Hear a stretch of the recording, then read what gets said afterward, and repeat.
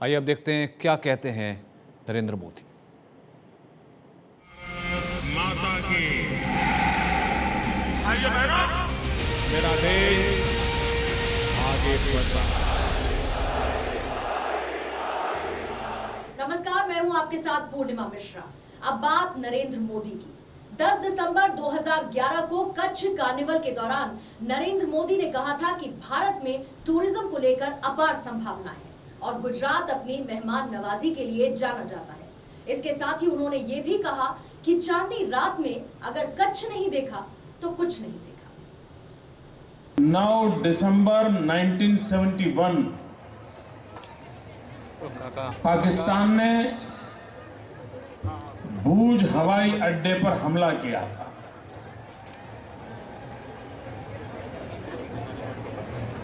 और उसके बाद कच्छ की वीरांगनाओं ने भूज के नजदीक एक छोटा सा गांव माधा पर वहां की माताओं बहनों ने रात दिन मेहनत करके 4 दिन के भीतर भीतर नया रनवे तैयार किया था और देश ने लड़ाई को आगे बढ़ाया था और विजय प्राप्त किया। आज 40 साल के बाद 9 दिसंबर को हमें एकत्र आने का अवसर मिला है। तब मैं युद्ध में इस देश की रक्षा के लिए जान की बाजी लगाने वाले सभी वीरों को नमन करता हूं और जिस मातृशक्ति ने दुनिया में अपने साहस और शौर्य का अप्रतिम उदाहरण दिया था, उस माधावर की माताओं बहनों को मैं शत शत नमन करता हूं, अभिनंदन करता हूं। पूरे विश्व में एक ऐसा उद्योग है जिस पर मंदी का कोई प्रभाव नहीं हो रहा, रिसेशन का कोई इंपैक्ट जिस इंडस्ट्री पे नहीं हो रहा है वह इंडस्ट्री है टूरिज्म। कभी बारिश कम हो जाए तो किसान को नुकसान हो जाता है, कभी मंदी का माहौल हो तो व्यापारी को नुकसान हो जाता है। लेकिन टूरिज्म एक ऐसा क्षेत्र है कि जिसमें निरंतर बढ़ोतरी होती जा रही है। पूरे विश्व का अनुमान है कि आने वाले दिनों में टूरिज्म इंडस्ट्री बहुत बड़ा मार्केट कैप्चर करने वाली है। और अगर यह संभावना है तो माइक पर बातचीत बंद करो भाई, एनाउंसर नो माइक चालू है।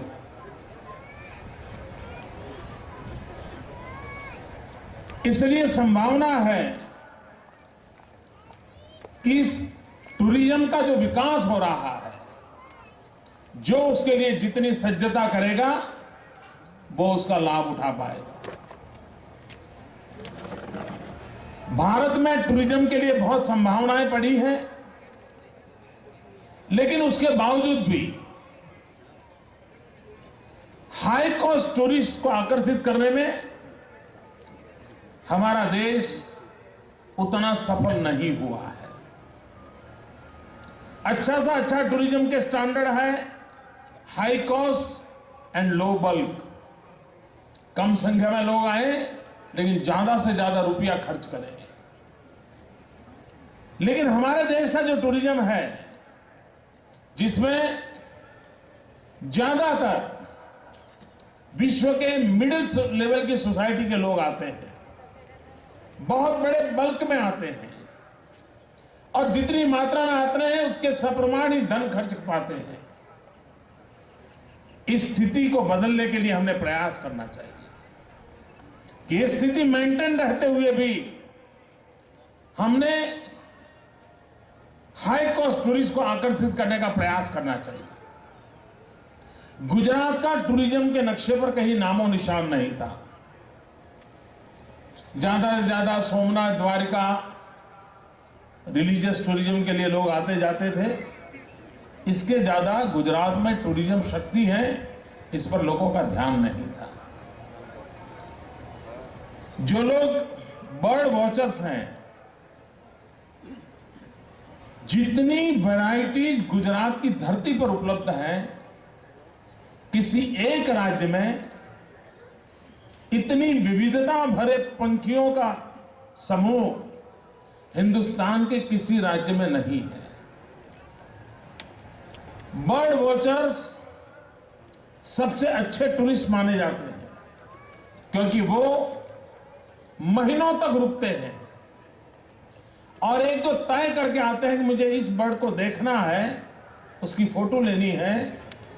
अगर महीने भर इंतजार करना पड़े तो महीने भर इंतजार करेंगे, लेकिन उस बर्ड को देख करके जाते हैं। गुजरात ने बर्ड वॉचर्स के लिए वैज्ञानिक तरीके से टूरिज्म क्षेत्र को विकसित करने का प्रयास किया है। लगातार इंटरनेशनल कॉन्फ्रेंसेस हो रही हैं। बर्ड्स के संबंध में बुक्स निकलने लगी हैं। डिजिटल मीडिया में गुजरात के बर्ड्स, उसकी तरफ लोगों का ध्यान आकर्षित किया है। उसी प्रकार से गुजरात मेहमान नवाजी के लिए जाना जाता है और सिर्फ मनुष्य को ही प्रभावित करता है ऐसा नहीं है, पंखियों को भी गुजरात की धरती पर आने के लिए हमेशा निमंत्रित करता है। और उसके कारण लाखों की तादाद में साइबेरिया से फ्लेमिंगोस हर वर्ष इस मौसम में हमारे मेहमान बनते हैं। हम लोगों के तो सिटी बहुत कम होते हैं, लेकिन मेरे राज्य में जगह जगह पर फ्लेमिंगो सिटीज होते हैं। वे आते हैं, अपना बसेरा करते हैं और अपनी जनसंख्या वृद्धि का भी सबसे उत्तम जगह वो ये मानते हैं। यानी इस प्रकार से मेहमान नवाजी का प्रभाव सिर्फ मनुष्य तक नहीं, पशु पंखियों तक भी इसका प्रभाव पैदा कर हो, ये माहौल गुजरात की धरती पर है। गुजरात एक ऐसा प्रदेश है जहां पर हेरिटेज टूरिज्म के लिए सबसे अधिक संभावनाएं पड़ी है। हिंदुस्तान के अंदर पर स्क्वायर किलोमीटर सर्वाधिक अगर हेरिटेज मॉन्यूमेंट्स कहीं पर है तो गुजरात में। पर स्क्वायर किलोमीटर के हिसाब से अगर देश में देखा जाए तो सर्वाधिक heritage building, heritage monuments Gujarat की धरती पर है। हम लोगों की कोशिश है कि हेरिटेज टूरिज्म की ओर लोगों को आकर्षित करें। गुजरात का हैंडीक्राफ्ट, मित्रों, एक जमाना था कि गुजरात का हैंडीक्राफ्ट, जब हमारे पूर्वज विश्व व्यापार के लिए जाते थे, दुनिया के अनेक देशों में 400 साल से संबंध बनाए थे, उन सब जगह पर अपने साथ अपने हैंडीक्राफ्ट लेकर के जाते थे और दुनिया में उसका डंका बजता था। मित्रों, भारत के व्यापारिक जगत की कितनी ताकत थी। रशिया में एक स्टेट है अस्ट्राखान करके, उस अस्ट्राखान स्टेट के साथ गुजरात के संबंधों को हमने बनाया है। उस अस्ट्राखान स्टेट की विशेषता है कि वहां उनकी जो अच्छी से अच्छी दुकानें होती हैं, महंगी से महंगी जो दुकानें होती हैं, जहां पर लोग गारंटी से माल खरीदने जाते हैं, ज्यादातर उन दुकानों का नाम ओखा के साथ जुड़ा हुआ है। कहीं ओखा से शुरू होता है या बीच में कहीं ओखा शब्द आता है, क्योंकि हमारे ओखा से, द्वारिका ओखा पोर्ट से वहां सामान जाता था पहले, और अगर ओखा से कोई सामान आया है तो उसको उत्तम क्वालिटी का माना जाता है। जैसे अभी कभी मेड इन जापान आया तो तुम्हारा मन करता है यार अच्छी चीज होगी, उस जमाने में यह था। और उसका इंपैक्ट यह है कि आज भी अस्ट्राखान के अंदर ओखा से संबंधित नाम वाली चीजें बाजार में बिकती है। इसका तात्पर्य हुआ कि हम लोगों के द्वारा उत्पादित चीजों का मूल्य कितना ऊंचा है, उसको भी हम प्रसारित करना चाहते हैं। भाइयों बहनों, हमारा कच्छ का सफेद रण, ये रण कोई मोदी के आने के बाद नहीं आया है। रण तो पहले ही था, लेकिन देखने के लिए दृष्टि नहीं थी।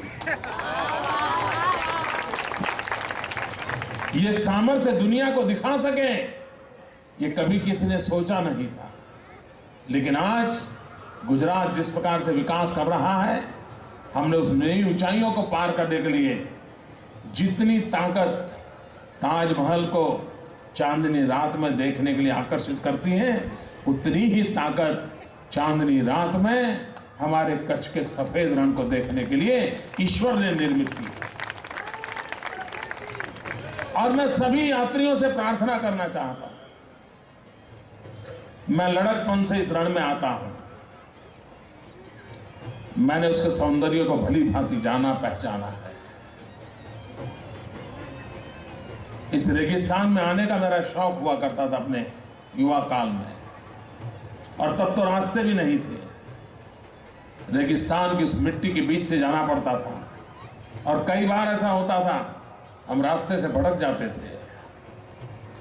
कितना ही घूमते रहे, आखिरकार उसी जगह पे लौट के आ जाते थे। जब तक कोई गाइड नहीं होता था, हम वापस नहीं आ सकते थे रण में। उन दिनों में मैं रेगिस्तान के अंदर भटकता था, लेकिन मैंने एक अपने जीवन में अनुभव किया था, मैं आज आपसे शेयर करना चाहता हूं। आकाश के नीचे इस सफेद रण पर जब हम चलते हैं, समय अगर सूर्यास्त का हो या समय सूर्योदय का हो या चांदनी रात में आधी रात हो, और अगर आपके भीतर कुछ आध्यात्मिक आकांक्षाएं पड़ी हैं, अगर आप स्पिरिचुअलिटी में थोड़ा सा भी विश्वास करते हैं, थोड़ा सा भी उसकी तरफ आपका मन का झुकाव है, तो मैं आपसे आग्रह करूंगा, कुछ पल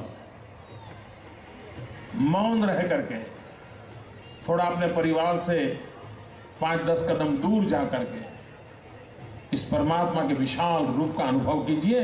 आपको आध्यात्मिक चेतना की अनुभूति होगी, ये मैं आपको विश्वास दिलाता हूं। जो आध्यात्मिक चेतना की अनुभूति आप बद्रीनाथ केदारनाथ की यात्रा करते समय उन बर्फीली चट्टानों के निकट होकर के अनुभव करते हैं, वैसी ही अनुभूति आपको इस सफेद रण के अंदर हो सकती है, अगर आपका थोड़ा सा भी झुकाव थोड़ा होना। आप पूरे स्पिरिचुअल कोई बड़े यौगिक अवस्था में हो तभी होगा, ऐसा नहीं है। थोड़ा सा भी झुकाव रहा तो आपको बंद कर जाएगा, और आप उसको अनुभव कीजिए, मौन के साथ अनुभव कीजिए, और सूर्योदय भी वहां देखिए, सूर्यास्त भी वहां देखिए, और आधी रात चांदनी का भी मजा लूटिए। आपने कभी जीवन में ऐसा सौंदर्य नहीं देखा होगा जिसको पूरा अपनी आंखों में मन में भर करके अपने परिवार के पास जाकर के लौट करके ले जा सकते हो। ऐसी एक अनुभूति के लिए अवसर है। ये कच्छ कार्निवल एक प्रकार से कच्छ के जीवन को एक स्थान पर अनुभव करने का अवसर होता है। कच्छ एक ऐसा जिला है, एक प्रकार से वो लघु भारत है। कच्छ जिला एक जिला ऐसा है जहां हिंदुस्तान के सभी राज्य के लोग रहते हैं। बहुत कम लोगों का अंदाज होगा। हिंदुस्तान के लोगों को ऐसा ही लगता है कि शायद मुंबई ही ऐसा है कि जहां पर कॉस्मोपॉलिटन है और देश भर के लोग रहते हैं। मित्रों, कच्छ एक ऐसा जिला है और इतना डेवलप हुआ है भूकंप के बाद कि हिंदुस्तान का कोई जिला ऐसा नहीं होगा जिस जिले के लोग कच्छ की धरती पर न रहते हो, इस धरती को अपना बनाकर न रहते हो। उनका भी, उनके माध्यम से भी आज कुछ हमें पूरे भारत का भी एक छोटा स्वरूप देखने का अवसर मिलेगा। आप सबका स्वागत करता हूं, और मैं देशवासियों को अनुरोध करता हूं कि आइए, हिंदुस्तान के पश्चिमी छोर पर पाकिस्तान की सीमा पर बसा एक जिला आपको निमंत्रण दे रहा है। मित्रों, आज एक वाक्य घर घर में बोला जाता है। जिसको हिंदुस्तानी भाषा नहीं आती है वे भी उस शब्द को बराबर जान गए हैं। विदेश के लोग भी उस शब्द को बोलते हैं, और लोग खुद कहते हैं, कच्छ नहीं देखा तो कुछ नहीं देखा। कच्छ नहीं देखा तो कुछ नहीं देखा, ये शब्द विदेशी भाषाओं में भी पॉपुलर होता जा रहा है। कच्छ में टूरिज्म का इतना पोटेंशियल है, 7 दिन भी कम पड़ जाए। भारत माता की। मेरा देश आगे बढ़ रहा है।